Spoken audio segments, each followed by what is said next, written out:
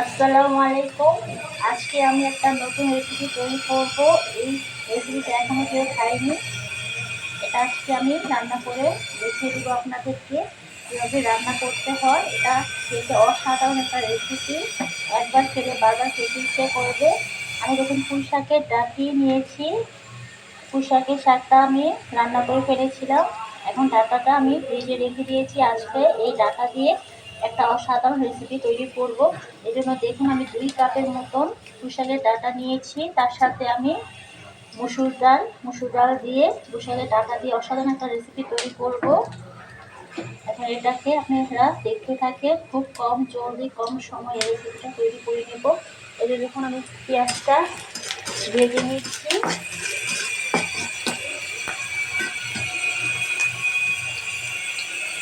এখন আমি ডাঁটাটা দিয়ে দিব। ডাঁটা দিয়ে আমি হালকা একটু ভেজে নেব। আমি ডাঁটার সাথে কাঁচামরিচও দিয়েছি। আমি মোটামুটি 10টার মতন কাঁচামরিচ দিয়েছি। এটা এখন ভালো করে ভেজে নেব একসাথে।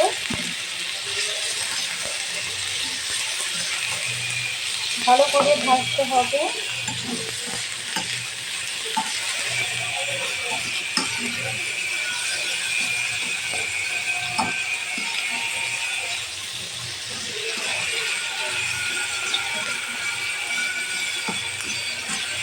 এই রেসিপিটা খেতে অসাধারণ, একবার খেলে বুঝবেন, বারবার খেতে ইচ্ছে করবে।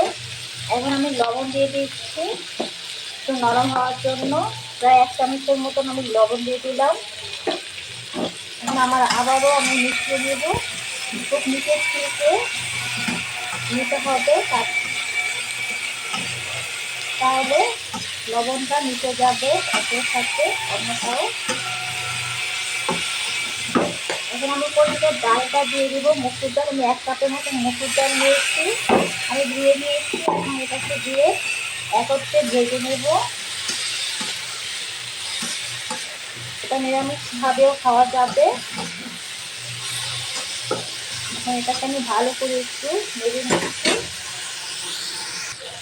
এখন আমি আদা রসুনের পেস্টটা দিয়ে দিচ্ছি। আমি প্রায় 1 চামচের মতন আদা রসুনের পেস্টটা দিয়ে দিচ্ছি। এখন একটু ভালো করে এটাকে ভেজে নিচ্ছি।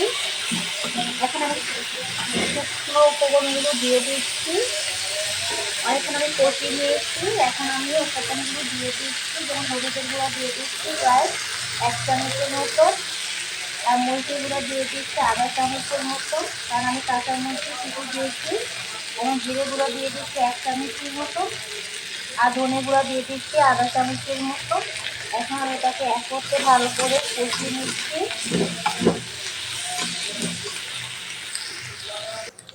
এখন আমি পানি দিয়ে দিচ্ছি আন্দাজ মতন। আমার কষানো হয়ে গেছে।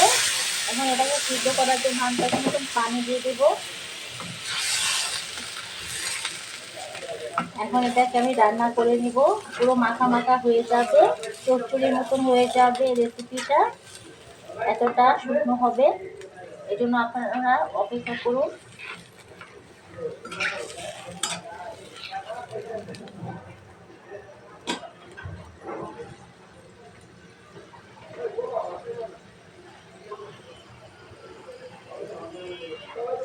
বলক আসলেই আমি চুলাটা একটু কমিয়ে দিব। এটাকে আমি অল্প আঁচে রান্না করে নিব, যাতে ডাঁটাটা সিদ্ধ হয়ে যায়।